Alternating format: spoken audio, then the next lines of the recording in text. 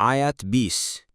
يكاد البرق يخطف أبصارهم كلما أضاء لهم مشوا فيه وإذا أظلم عليهم قاموا ولو شاء الله لذهب بسمعهم وأبصارهم ইন্নাল্লাহা আলা কুল্লি শাইইন কাদির। অনুবাদ: বিদ্যুৎ চমকে তাদের দৃষ্টিশক্তি কেড়ে নেয়ার উপক্রম হয়। যখনই বিদ্যুতালোক তাদের সামনে উদ্ভাসিত হয় তখনই তারা পথ চলে, এবং যখন অন্ধকারে ঢেকে যায় তখন তারা থমকে দাঁড়ায়। আল্লাহ ইচ্ছে করলে তাদের শ্রবণ ও দৃষ্টিশক্তি হরণ করতে পারেন। নিশ্চয়ই আল্লাহ সবকিছুর উপর ক্ষমতাবান। তাফসির। ১ নং ফুটনোটের বিবরণ।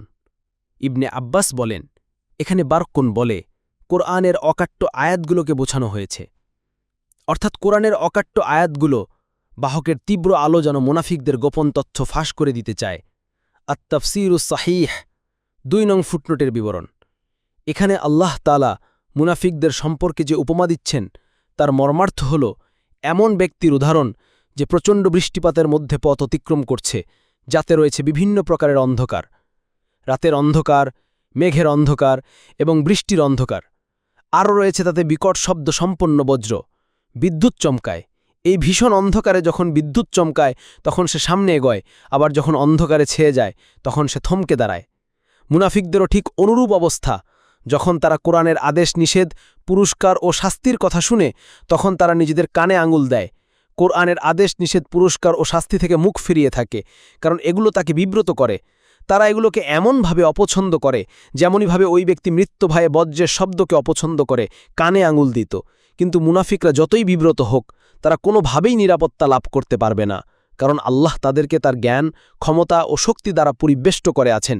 তারা কোনোভাবেই তার হাত থেকে নিষ্কৃতি লাভ করতে পারবে না বা তাকে অপারগ করে দিতে পারবে না, বরং আল্লাহ তাদের কর্মকাণ্ডে সূক্ষ্মাতিসূক্ষ্ম হিসাব করে সে অনুযায়ী তাদেরকে শাস্তি দিবেন।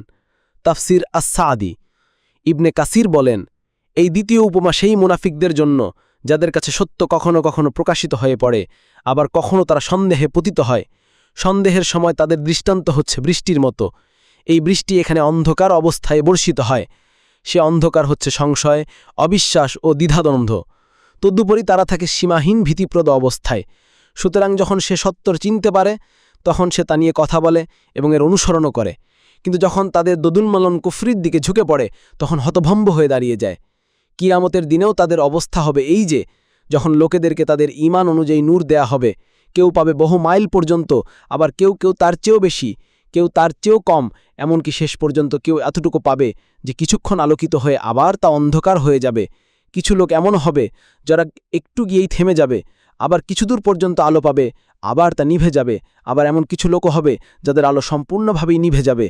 এরাই হচ্ছে প্রকৃত মুনাফিক, যাদের ব্যাপারে আল্লাহ বলেছেন, সেদিন মুনাফিক পুরুষ ও মুনাফিক নারীরা যারা ঈমান এনেছে তাদেরকে বলবে, তোমরা আমাদের জন্য একটু থামো যাতে আমরা তোমাদের নূরের কিছু গ্রহণ করতে পারি। বলা হবে, তোমরা তোমাদের পিছনে ফিরে যাও ও নূরের সন্ধান করো। সূরা আল হাদীদ ১৩। ৩ নং ফুটনোটের বিবরণ। উপরোক্ত আলোচনা থেকে আমাদের কাছে স্পষ্ট হয়ে পড়েছে যে পবিত্র কোরআনের প্রথম থেকে এ পর্যন্ত মানুষকে কয়েক শ্রেণীতে ভাগ করা হয়েছে। ১. খাঁটি মুমিন, সূরা বাকারার প্রথম ৪ আয়াতে তাদের পরিচয় দেয়া হয়েছে। ২. খাঁটি কাফের, তাদের বর্ণনা পরবর্তী ২ আয়াতে প্রদত্ত হয়েছে। ৩. মুনাফিক, যারা আবার ২ শ্রেণীর। প্রথম, খাঁটি মুনাফিক, আগুন জ্বালানোর উপমা দিয়ে তাদের পরিচয় তুলে ধরা হয়েছে। দ্বিতীয়, সন্দেহের দোলায় দোলদ্যমান মুনাফিক, তারা কখনো ঈমানের আলোকে আলোকিত হয়, কখনো কুফরির অন্ধকারে নিমজ্জিত হয়। বজ্র এবং বিদ্যুতের উদাহরণ পেশ করে তাদেরকে চিহ্নিত করা হয়েছে। প্রথম দলের অবস্থা থেকে তাদের মুনাফিকই একটু নরম। এর বর্ণনার সাথে সূরা নূরের ৩৫ নং আয়াতের বর্ণনার কোনো দিকের মিল আছে। ইবনে কাসির বলেন, এর মাধ্যমে আরও স্পষ্ট হয়ে যায় যে মুমিনরা ২ ভাগে বিভক্ত। ১. সাবিকুন বা মুকাররাবুন, ২. আসহাবুল ইয়ামিন বা আবরার বা সাধারণ মুমিন। আর কাফেররা ২ ভাগে বিভক্ত। ১. অনুসৃত বা অনুকুফরির দিকে আহ্বানকারী কাফের দল, ২. অনুসারী বা অনুসরণকারী সাধারণ কাফেররা। অনুরূপভাবে মুনাফিকদেরও শ্রেণী ২টি। প্রথম শ্রেণীর মুনাফিক হচ্ছে সেসব কট্টর মুনাফিক যাদের অন্তরে ঈমানের লেশমাত্র নাই। দ্বিতীয় শ্রেণীর মুনাফিকের অন্তরে ঈমানের কিছু থাকলেও নিফাকের সব চরিত্র তাদের মধ্যে বিদ্যমান।